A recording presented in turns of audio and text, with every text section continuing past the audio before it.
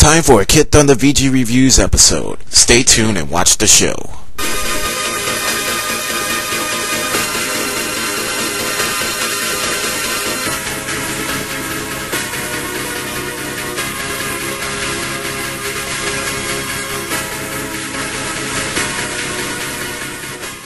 Hello to all friends, guests, and subscribers. On this edition of kidThunder VG Reviews, today we're going to take a look at Xexyz for the NES by Hudson Soft.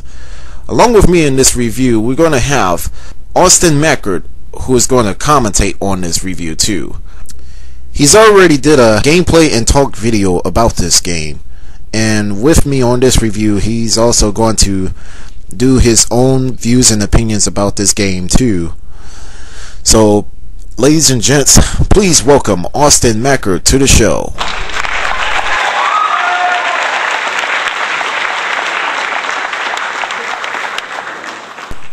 Right now, we're going to talk about the story of Xexyz for the NES. I can't personally comment too much on the story. Honestly, for me, if it's an NES game and if it doesn't have the words Ninja Gaiden or Final Fantasy in it, I could really care less about the story. This one actually features your fairly typical rescue the princess sort of plotline, albeit it's set in more of a futuristic, otherworld type setting. You're essentially thrown into the game without any kind of guidance or intro, and I think that's probably better for the game. There are spots here and there where you actually occasionally talk to people, but thanks to the lack of cohesion and the heavy dose of bad English, you'll actually find yourself visiting huts in hopes just to kind of be gifted or given free money, weapons, and abilities and so forth. This is fine with me though. It lets me focus more on the awesome platforming action gameplay in the shooter sections instead of really getting involved with the fleshed out story that probably doesn't even really matter to begin with. That's just me though. What do you think, kidThunder? As far as what I think about it, in my honest opinion, I don't think the game has that much of a backstory. You know, true, it does take place in like a futuristic setting and whatnot, so yeah. So yeah, the story in this game pretty much reminds me of, say, like RPG elements and all that, so I could highly agree with you on that. Right now, we're going to talk about the gameplay. Overall, I think the gameplay in Xexyz is actually a lot of fun. For one, it has a lot of variety to it. It has side-scrolling platforming elements. It has also the side-scrolling shoot-'em-up portions. The game never really seems to get stale because it's constantly bouncing back and forth between these styles.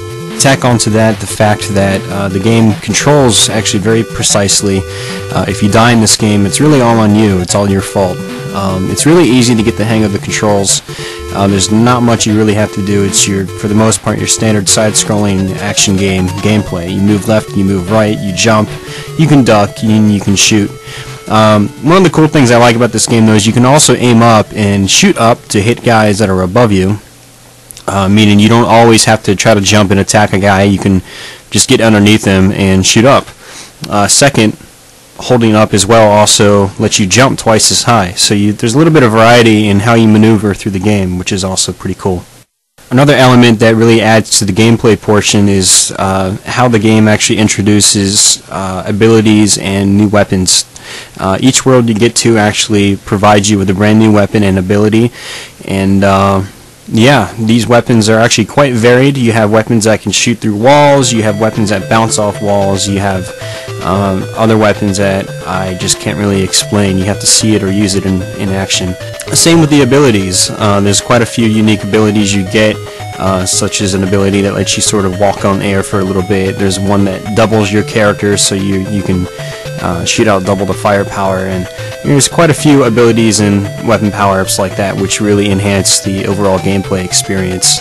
Overall, the platforming sections can be fairly challenging, but it's never to the point where it's impossible or extremely frustrating. The side-scrolling shoot-'em-up sections are primarily a nice break between the platforming sections. They're not that difficult. Actually, they're quite easy compared to most of the platforming segments. They can be fairly repetitive, but they do speed up halfway through to keep you on your feet. And much like the platforming elements, the side-scrolling shooter portions also introduce a brand new boss, doubling pretty much the amount of bosses in the game. Anyone that's semi-experienced with platforming games should be able to get through this game without too much trouble, and that's probably, I think, one of the good things about this game is it's not too frustrating. It's pretty accessible, in my opinion, to most gamers out there, and generally it's just a lot of fun to play. Along in this game, you would end up fighting mini bosses. For instance, like this one right here, for example. And this mini boss, you would basically, you know, just fight him off until you'll see a hot spring popping out of the tub and whatnot. So yeah, there are also mini boss portions where you have to rescue certain fairies, for like this one, for an example.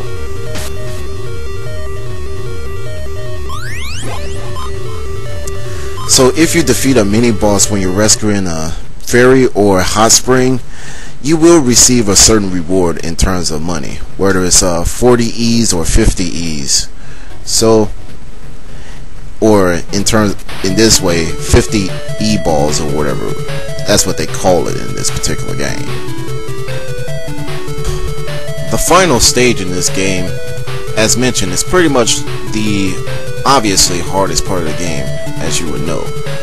I mean, just like in plenty of video games that you may have played,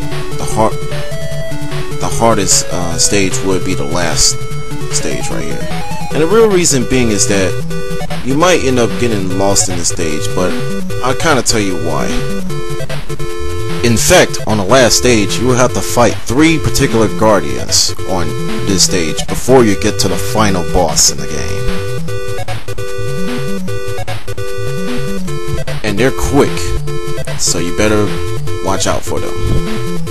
However, do not, by all means necessary, get your ass handed to one of these guards, or you will have to fight them all over again.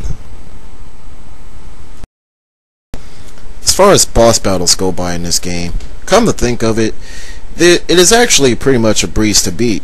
So all you gotta do is just like, you have to figure out their particular patterns, otherwise you're screwed. Come to think of it, some of these bosses right here, for just like this one for an example, it's pretty much, you know, complicated right there. But come to think of it, if you want to take a real boss battle right here, and what's really an epic boss battle, take a look at this final boss right here.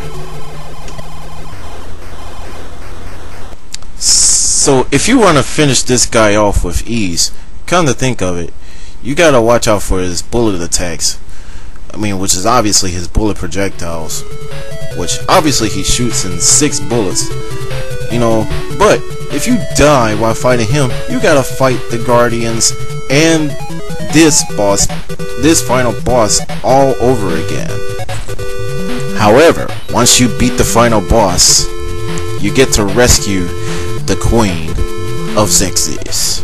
However, but you still have to fight this final stage where you will have to destroy the you know, Garuda's kingdom, which is obviously the final boss in the game.